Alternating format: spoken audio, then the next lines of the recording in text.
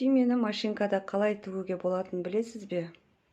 Егер де білмесеңіз, онда осы видеоны соңына дейін көріңіздер. Және де каналыма тіркеліп, лайк басуды ұмытпаңыздар.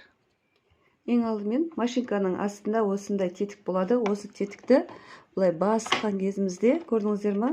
Астында біздің матамызды ұстап тұратын тістері астына түседі.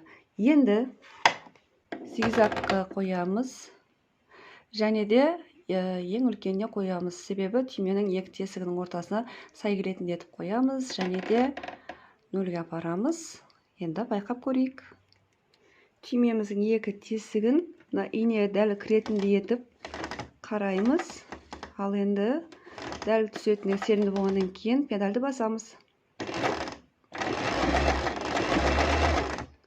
Ал көрейік. Бисмилля. Мінекей. Егер видео пайдалы болса, лайк басып, достарыңызбен бөлісуді ұмытпаңыздар.